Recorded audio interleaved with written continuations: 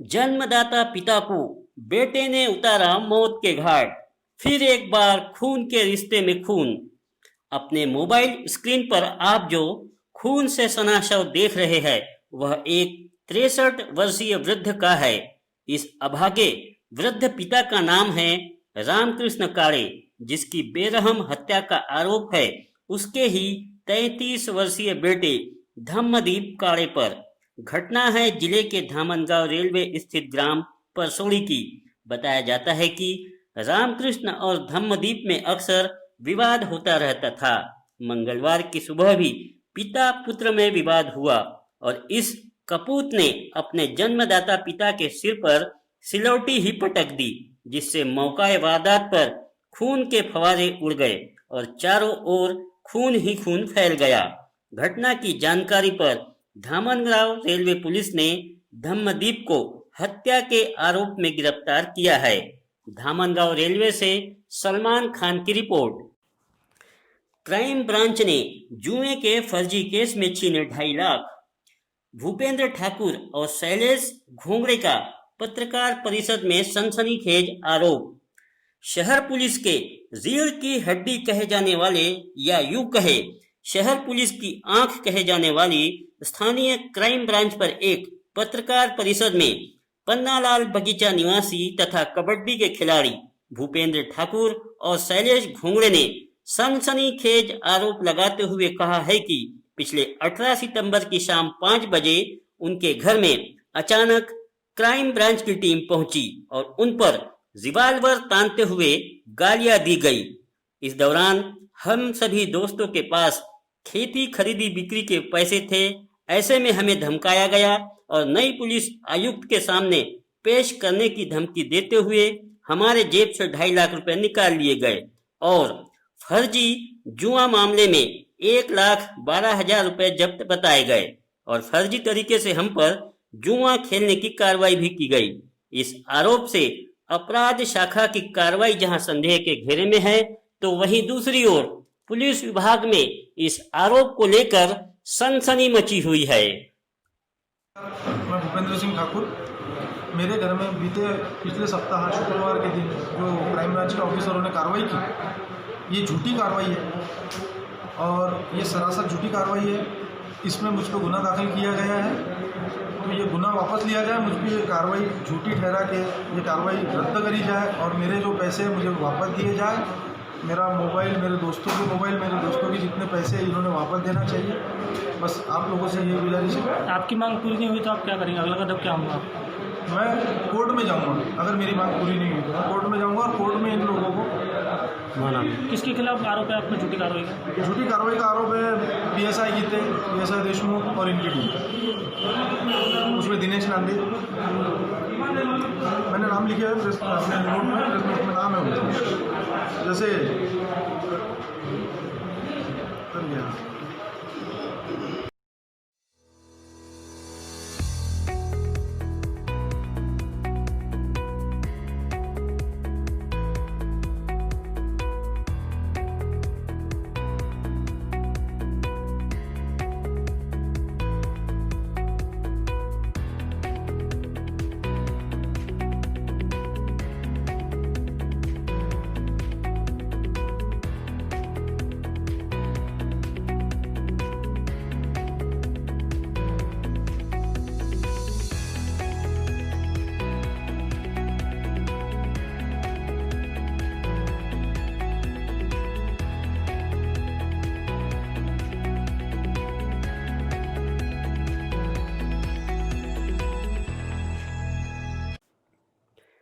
जिले में कोरोना से 70% मरीजों का सुधार। आवश्यकता पड़ने पर कोविड अस्पताल में बढ़ाई जाएंगी बिस्तरों की संख्या।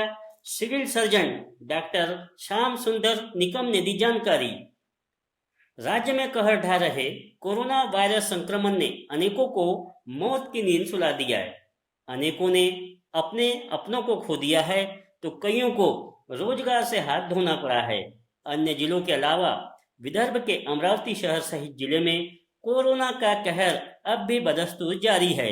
जिले सहित शहर में भले ही कोरोना बाधितों की संख्या 11,000 पार कर चुकी है। इसके विपरीत यह भी एक सच्चाई है कि लगभग 7,000 से अधिक कोरोना पॉजिटिव मरीजों का सफल उपचार भी हो चुका है।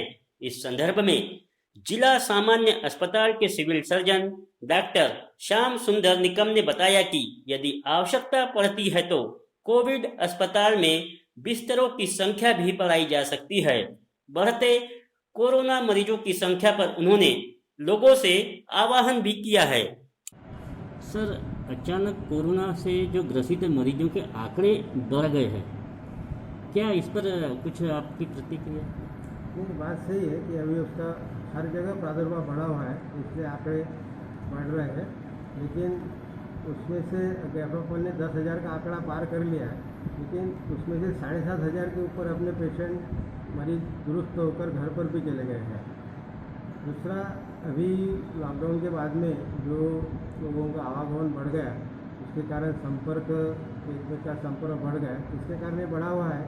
इसलिए अपन ने जो पहले से बोल रहे थे कि भाई सामाजिक दूरीकरण, जिसको अपन सोशल डिस्टेंसिंग बोलते, वो रखना चाहिए, बाद में मास्क पहनना चाहिए, और तीसरा जो अपन का हाथ का हाइजीन है, बार बार हाथ धोना हो साबुन से या फिर सैनिटाइज करना हो, इसके तरफ ख्याल देना अभी बहुत ज़्यादा ज़रूरी है।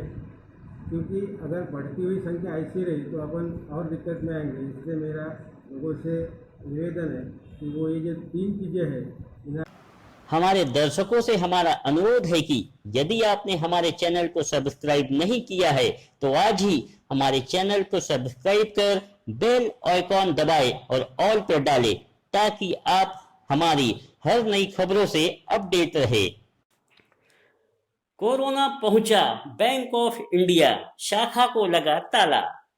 शहर के अनेकों सरकारी और गैर सरकारी कार्यालयों के कर्मचारियों को कोरोना वायरस ने अपने चपेट में लेने के बाद अब कोरोना वायरस ने स्थानीय जय स्तंभ चौक स्थित बैंक ऑफ इंडिया की शाखा में दस्तक दी है। यहाँ के कर्मचारी कोरोना पॉजिटिव होने के चलते बैंक ऑफ इंडिया के जय स्तंभ चौक स्थित शाखा को अगले आदेश तक ताला लगाया गया है, तो वहीं इस शाखा के आने वाले ग्राहक अब बैरंग ही लौट रहे हैं।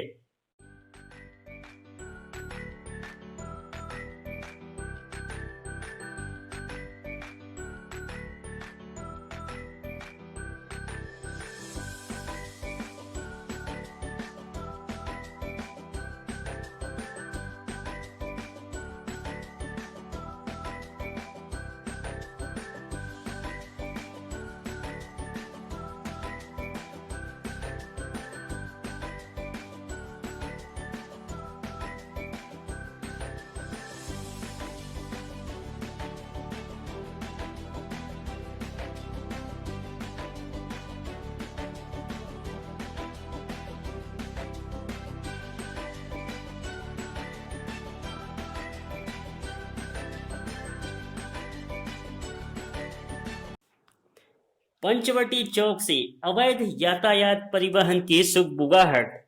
पूर्व यातायात पुलिस बनी है अनजान। शहर में बढ़ रही यातायात समस्या और अवैध यातायात परिवहन के बीच स्थानीय पंचवटी चौक से फिर एक बार काली पीली तथा निजी 4 व्हीलर चालकों द्वारा अवैध यात्री परिवहन प्रारंभ हो चुका है।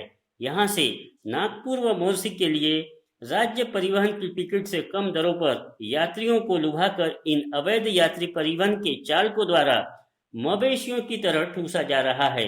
स्थानीय काली पीली वाहन चालकों के अलावा शहर के बाहर से अमरावती होकर गुजरने वाले कार या टैक्सी चालक भी यहां खड़े देखे जा सकते हैं, जिससे एक और राज्य परिवहन को प्रति माह लाखों की चपत लग रही है, जबकि पंचवटी चौक पर यातायात कर्मियों का पॉइंट है, जो इन कर्मचारियों के सामने से ही अवैध परिवहन चल रहा है।